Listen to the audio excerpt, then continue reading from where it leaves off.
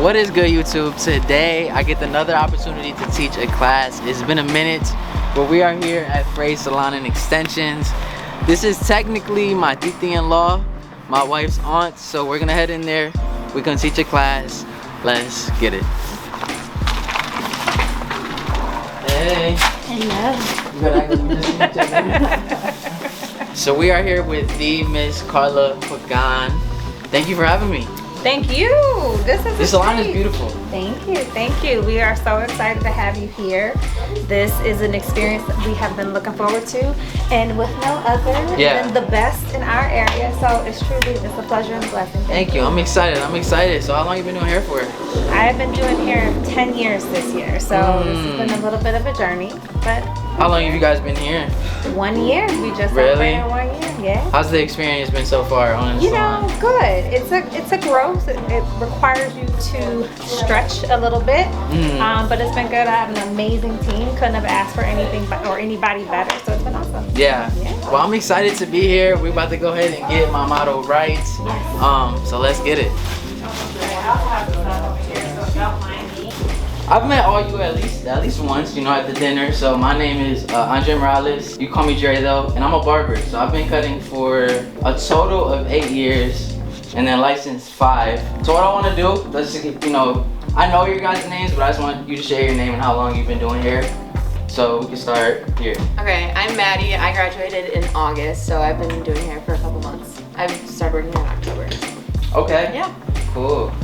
My name's Sadie. I've been doing hair for 5 years and I started here in March. Nice. My name is Alexis and I've been doing hair for a couple months. I graduated last November. Okay, do you guys do any men's cuts? I kind of do a little bit. I started right before I worked here. I worked at Sport Clips. So. Oh, really? Yeah. How was that? It was okay. Yeah? It wasn't bad. Cool. My name is Carla, and I've been doing hair for 10 years. And yeah, it's been a journey. I have a barber avoidance. It is very strong, and so ain't nothing wrong with it. I'm happy to listen and take in for my 2 guests and encourage you all. That's all. Just to share how I started barbering. So I started cutting hair around 8th grade, specifically my hair, because 8th grade is when you start caring about how you look, and my mom could only take me every 3 maybe 4 weeks. So I was like, man, I got Puerto Rican hair. It grows really fast. So I want a haircut every week. So we had clippers at the house that my mom had because she tried to cut my hair. Horrible experience. But I knew we had them. So I was like, man, I'm about to hop on YouTube and see if there's some videos to teach me, how to cut my own hair. So I found a couple. I went ahead and set my phone up, started to cut my hair. And after I cut it, I was so proud, even though it looked horrible. I was bald. It was basically a military haircut. But I loved it, right? Like the feeling that I could do this thing that I didn't know how to do before, And then I just kept doing it. And then around freshman year, it turned into my cousins. Then sophomore year, my friends. And it kind of just went from there. And I want to ask you guys, what got you into hair? So we can start here as well, and then we'll go around. I actually started at LC, and I thought I wanted to go into medicine or whatever. But while I was there, I was working for my sister-in-law who was doing hair, and same thing. I kind of expressed to my parents, I'm like, I don't want to be going to college. I don't like this. And I've always been the person, I played a lot of sports, and I was always the person doing everybody's hair before games and stuff like that. So I don't know, I always kind of had a little niche for it, and working at my sister-in-law's salon, she kind of mentioned it to me. So that was kind of where it all started growing, and then one day I just decided to do it against my parents' wishes, but it all worked out. Yeah. But yeah, I'm glad I did it. Let's go. I also went to college before hair school, because I also mentioned hair school to my mom in high school, and I'm also Puerto Rican, and she was like, what? Yeah. And so then after college and stuff, my dad was the one that really pushed me into cosmetology school, and he was the one that actually initiated taking me to Veda, and we randomly went for a tour one day, and then I ended up doing it, and I was super lost. I also did not have a desire to be in a salon after school, and then I randomly found one, and now like, because also I was the type of stylist, like I took everything, and so that's where barber cuts and like all the guy cuts came from, and that was something also like I started to get into, and it was the same thing as like cutting or coloring. I just got thrown into it, and I kind of just ended up doing it, and I like it. I went to cosmetology school because I was bored. I started in the beginning of COVID. Before that, I was kind of just doing like my own hair, like my own tutorials, whatever. And then I was like, by the way, she shared on us. Yeah. I was like, you know, I might as well kind of just, I could do something with this because I was just swing dancing before, like, so that wasn't reliable because then COVID happened. We weren't going to the dance events and all that was getting canceled. So then I was like, I need to do something else. So then I ended up going to cosmetology school, and I originally went to do nails. Like I thought I was going to do nails, but then I'm like, I'm not going to do that. So then I just did the whole thing, and I'm here. You know, it all worked out, and we're here. And now I think in the world we live in today, the beauty industry is definitely the place to be, especially with social media. Man, they make us look like celebrities, low key. You know what I mean? I think nowadays social media and, you know, the hair industry kind of go hand in hand, especially if you want to, you know, out of your career, you want to squeeze the most success out of it. I think it's necessary that you're active in social media in some way, shape, or form. So thankfully, I've been able to grow a pretty good platform. Not to flex, but like the YouTube is almost at 200, and the Instagram's almost at 120. And the reason I share that is because I believe I wouldn't be able to get a lot of the opportunities that I've had if I never really locked in, you know, with social media. So what you guys do it every day. So all you have to do is just put a camera in front of what you do and just make content from that place. You know what I mean? I really encourage you guys to, you know, push out more content, be creative with it, and just have fun. You know what I mean? So proud of you guys. So to get into this haircut, we are going to be doing kind of similar to what you can kind of tell what he's been getting. He gets like a taper, and he trims some length off of the top. How much did you want to take off today? Half an inch. Okay. So yeah, he likes a nice little flow back, real natural look. But we're gonna throw in a taper on the side. I'm gonna show you guys, because I believe if you can do a taper, you can do a fade. Because what a taper is just a small fade, you know, in a small area as opposed to throughout the entire head.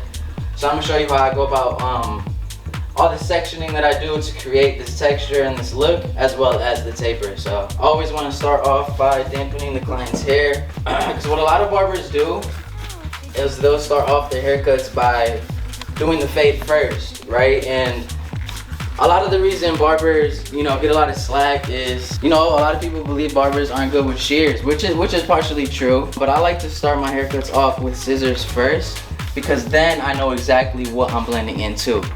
So you're gonna do your shear work first? Yeah. Oh. If you think about it, when barbers, they go to do a low haircut, right? And what do they do first? They take down the top first, and then they do the fade. And it's because you know exactly what you're blending into. So if I do my shear work first, I can go ahead and do my fade, and it gives me like somewhere to stop. Because if I don't do my scissor work first, I can risk taking up the blend too high. You know what I mean? Yeah. So when you know exactly what you're blending into, it makes it a lot easier to do the haircut. At least in my opinion. I never did that. So yeah. I want to go ahead and section off the top, so it makes it a lot easier to trim the sides. So I want to start in his corner or the recession area, and I want to bring that part back to his crown. What this is called, like this part right here, is the parietal ridge. So you want to make sure that, you know, you stay above that, so that way you can keep length and weight there. And the reason we wet the hair with scissor work, which, you know, I'm sure you guys know, is because when the hair is wet, it's a lot more manageable to work with. And we're gonna take sections, but the opposite way, since we're on the other side of the head. So we'll start. So I need you guys to teach me how to do women's cuts, because I have no clue. So I'm just go ahead and brush it back, dampen it up because it's starting to dry. Cool. So I like to create my section from the inside of his eyebrow. So if you want to use that as a marker when creating this, or go straight back with it. Gotta go on my toes, man, I'm too short. His right, our left, when standing from the front. Cool. So as you can see, left, middle, right. And what we're gonna do is we're gonna establish our length on top, and then this middle section will act as a guide when trimming the rest. And since we already connected the back to the top, it should be a matter of just going right into that length.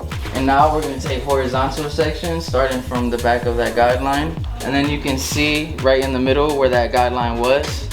I don't know if you can see that. And we'll go ahead and trim everything to that length. Do you guys do a lot of sectioning when doing trims, or is it kind of just pull and go? So for Lex and Maddie, the way that I teach layers, we do a lot of bold pie shape cuts or pie sections, but they're cuts depending on where we're going.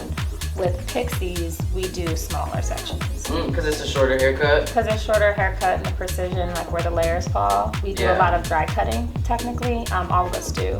With our layer work especially. And even with shorter haircuts with Sadie, Sadie does a lot of dry blending as well. Are you connecting? So the top will be slightly disconnected because he wants that flow that has the weight right here. So we're not going to go ahead and trim that or connect it. We want to keep that fringe area long because that's what's coming back. So would you say that the shape then for him in his transition area, would you say that that remains square? Yeah, for the most, because the thing is, this is kind of a tailored haircut since he likes so much weight back here. He likes to be able to mess with it and play with it and, you know, stick out the back of his hat as well. So what I would normally do if I wanted to do more squared is it would be tighter and kind of come straight up. But since, you know, the back was more wedged. So if I'm understanding this again, just kind of find different ways to say the same thing. So as I'm seeing it, you're coming up and connecting here, but you are not cutting that point there. No. Okay. But since the hair is so short, the length difference isn't even that drastic. I gotcha. So it kind of already gives it the impression that it is connected, you know? Okay. Well, I thought, see, I'm seeing you because you just parted it in the middle from the side section. So because you established those section or the length on the side, that's what you're connecting it to, though, when you're pulling it up, right? Or are you not? It would be more so a connection if I were to pull out. Like this. But still, when you're pulling it up, I feel like you're not cutting that much off because, like, you know how when you section the sides, you cut that. So are you like doing it to a similar length, right? Like on the side, or are you just keeping it like slightly longer? Can you see it clearly where he's not connecting it versus where he is connecting it? I understand that you're saying you're not connecting it, but when you took these two sections on the side, I'm thinking because you took that section like from before and you cut it, I'm thinking you're pulling it up. So what are you pulling up and cutting then? The length that was on top, so the portion that we had sectioned off at the beginning. So you're just going from the front you did? Yeah. The section that you did it in the front. So yeah, the top is not directly connected to the side. So where the transition point is from the sides to the top is in the back. Yeah. Not necessarily from the side. Okay. So when I'm pulling up, I want it to be more of a, like straight across. So that way when it flows back, we keep that weight right here. Okay. Because if I was to connect the sides, you know, it would be more of a round shape in the front. So you can see that length difference right there. That's why it's important to cross check. I think when I also do men's cuts, I do what you're doing, but I would be facing their side, not their back. Oh, you stand from the side of them? Oh, That's okay. where I was getting confused. So when you say from the side, like, how would that look? So how you're taking your sections from like that, I would be doing like from the middle of their head. Oh, so you do the straight front to back sections, and then you take another one, pull from it, take another one, pull from it. Okay, I've tried that and I get lost. So that's kind of why I do it from the back and just do the 3 separate sections that way. Yeah. The other thing is you have to think about layers, right? So there are a couple of different ways that you can, I gotta go to the flip chart, I'm sorry. There's a couple of ways that you can think about layers. Whenever you're doing layers, you have 2 angles you're going from. You're either going horizontally or you're going vertically. If this is his head, if you go horizontally, you get weight buildup here. If you go vertically, you're gonna get weight buildup in the center or in the back. So you have to decide where those weight lines are gonna lay. Are you gonna take horizontal going across the top of his head this way, or are you gonna take vertical so that it collapses long this way, or are you collapsing this way? It's not wrong, you just have to decide where your weight's gonna be. But so like, I'm doing a fade, right, and I'm coming in, I'm gonna come in with that comb and flare out, right? Because if I am to go in, it's gonna give it a faux hawk shape, right? I want to be able to keep this square. So kind of the same with the scissors, right? I want to maintain that weight that's along this ridge area. Yeah. So that way it's not so much of, you know, it all coming into a triangle shape type deal. Also, what did you call that again? You said diagonal You said with how you started the haircut. What did On the sides? Yeah. Yeah, so I sectioned off kind of a horseshoe shape from the recession area to the back. And then for the sides, I took diagonal sections all through. What did you call that though? That was like Cross graduation. Cross graduation. Yeah, because what it does is it helps build weight here, which is the emphasis, right? Because cross graduation starts off long, and then just naturally as you move down, it gets tighter. Because there's really only 3 shapes that you can create. You either create round, you can create triangle, or square. Well, because what we were talking about before, how you're sectioning, I was like, well, no, because you can section sideways too, and only specifically when you're doing guys cuts, I feel like you do that. Aside from like maybe doing layers or something, Your but mom. still. It's cross graduation in the back Yes. of the neck. Oh. Because it gives it like almost like a softer look when You're not getting, trying to use, that's like, because like you do that because you're uh, trying to get rid of like these little clippers. those little wings that You have that, makes. or if I have someone whose hair is really fine, I feel like I default to that because I Yeah. don't want to see layers like Yes. this. I just need it to like flow in the background. Yeah. Yes, that makes sense. So you could go straight into the blow dry and dry it naturally how it is, but I always like to do like blow dry it with the clay in, like a light clay. So this is a 245 indestructible clay. It's a Barber brand. So you're gonna put the product in before you do the bond? Yeah, because I'm not gonna put a light amount. I am gonna put a light amount. So question, do you? So it's like a freestyle, huh? Do you shampoo them? If he came in shampooed already, Okay. so I didn't have to, Okay. you know. Okay. But if he did come from work, say he worked construction, I would wash his hair. Okay. Yeah. Or if the client asked me, you know, if they want to wash it before they leave. So in the Barberland, a shampoo is an add-on service and a part of a different type of package. He packages out his haircuts, I know for a fact. Like there are tiers to his time. Yeah. So where our barber cuts, it is included in the service. Yeah. So with So that, personally, I don't charge extra for a shampoo, but a lot of people do. Right. correct. So my question is, to start this haircut, would you recommend one shampoo to get them started and saturated, and then a second shampoo to clean and groom them, or would you say at this point take them? Like at what point would you? So a lot of people don't like to wash their hair too much. So I mean, if they come in washed, I'll do the haircut and like before, like say if I'm about to put the product in, I'll be like, do you want to wash it before you leave, so that way you don't have any loose hairs? I'll wash it. But if they come in washed already, usually they just kind of, you know, that's it. Like they came in washed, I'll cut their hair and then they go. So then I would say for us, it would be almost like a finishing shampoo. So when they come in, we'd use our water bottles to saturate, do the shear cutting, follow up with the barber cut, and then take them back to shampoo. Because our guys are lunchtime guys. Right. So they'd be like, you know. So I mean, the clay is preferable. I could just blow dry it, cut it, you know, and then wash it after. But I'm gonna do this just to pre-style, you know. I was thinking in the sense like, say if they already have product in their hair or something like. Oh, I'm gonna wash it, especially if it's caked in. I'm gonna wash it. Yeah. So this is just a clay, so I want to emulsify it in my hands. I like to apply it damp, so that way it's not super heavy. It kind of just works in there.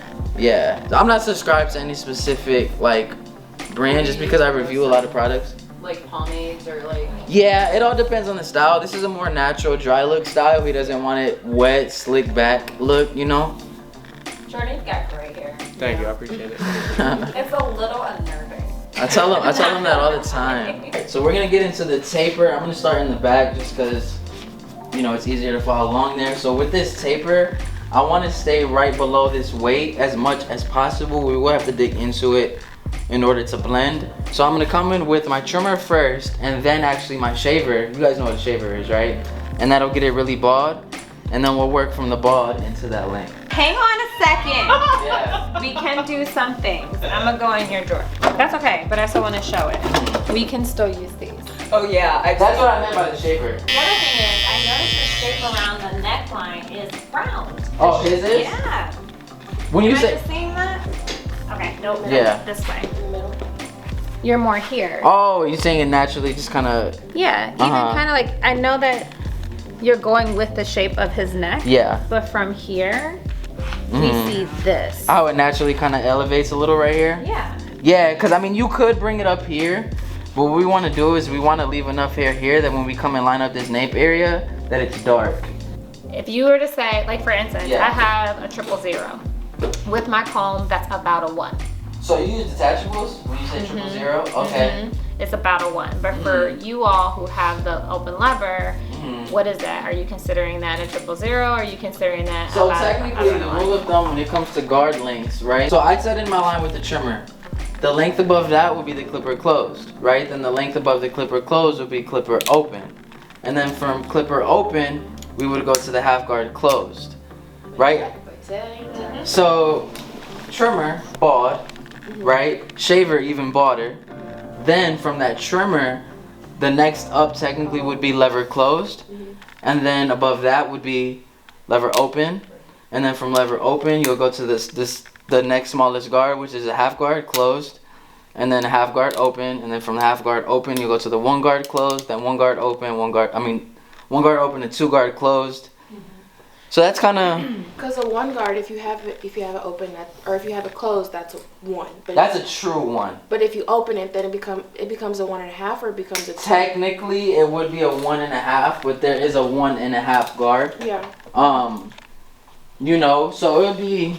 They do say it's like weird. So they do say 1.5, but technically it's not true 1.5 because it's not a 1.5 closed. But it should blend into it if you do it right. Technically, we're entrepreneurs, right? And the beauty about like what we do is like, I don't know about you guys. You guys are in control of your schedule for the most part, right? Like you get to, you know what I mean? So like if you want to be able to pursue something else, you can do so because technically like your own boss, right? For me, when I first started, because the way I learned how to cut hair was through YouTube, right? So I knew that when I got to a point where I felt comfortable to teach, I wanted to do the same thing, you know? And I always liked the idea of growing on socials and getting followers. So that's what I've been doing, right? And from it started with that, but from that place, I've been able to cut some like really high-end names, which I'm kind of out of that phase. But that was the beauty of me like going after, is I got to actually experience what that was like. And now I'm at a place where I want to teach, right? Or I want to open up a barbershop. So it's like no matter where you are in your career, there's opportunity and a time for everything. And the fact that we could be so flexible and go after those things is really a blessing, you know what I mean? So I was asking you guys like what you wanted to do with your career, because I think it's important to really have a vision for what you want, right? Because if you just go through the everyday thing, like, oh, I go in, make money, do hair, and leave, it gets really easy to be complacent, right? And you don't want to be complacent. But if you do, I mean, you know, that's up to you. But, you know, as entrepreneurs, a lot of us really thrive to grow and do more.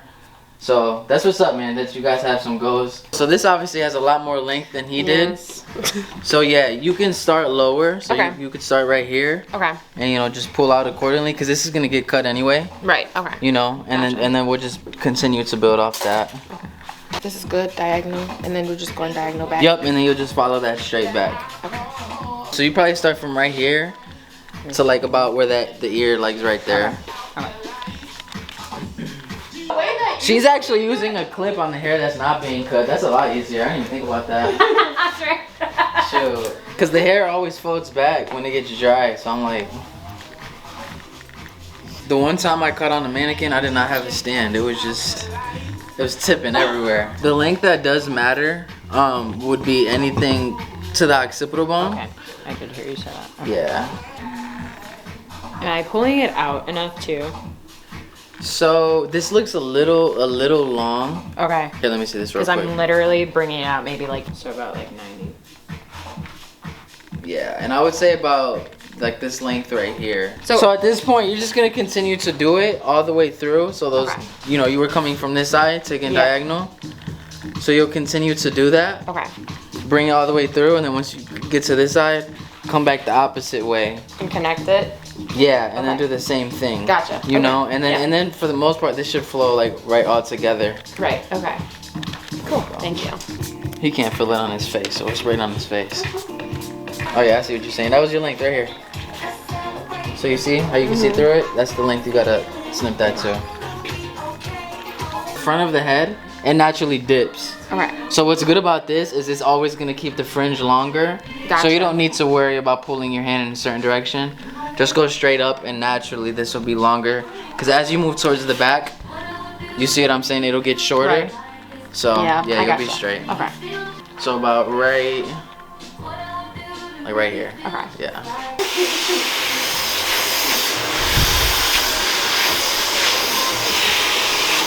And then more, maybe towards the front is when you do the pool. It's like Prince Charming from Shrek. So what you want to do is identify where that bone is in the back of the head. For him, it's really the bottom of his ear. So foreguard and just come off the shape of his head. And if you need to use the comb as a stopper, do that as well. Can we clip the hair up? Do you mind or no? No, because the thing is, you want it to lay how it naturally would, so that way it can blend. Yeah. A little bit. No, we can still make that work though. So, you can go up a little higher on the other side. But here, I'll show you what I just showed them. Let me see the comb. It's just open up that foreguard and go with the grain of the hair, not pushing against. Oh yeah. Okay. You see what I'm saying? Yeah. And you're debulking. Yeah. But you're not shaving I've off done too that much. before, just on that side. Got a little much. And this how. And then you'll come behind the ear as well, and you'll come at like an angle. And all that hair hanging over. You know what I'm saying? And you just still maintain that shape, but get rid of all that extraness. No, you're good. So that compared to like this side, this side is just a shell. Lever Orange. Liver Orin, yeah, Oreo. And you see how it gives it more of like a finished type of style? Johnny Bravo vibes. Yeah. So now we'll go to the other side and do the same thing. Because these have a lot more straight hair than my client did. He had more texture there. So you got the weight here, you have the taper, maybe a little weight right here. Yeah, I see that. You can go ahead and tack that with the scissors.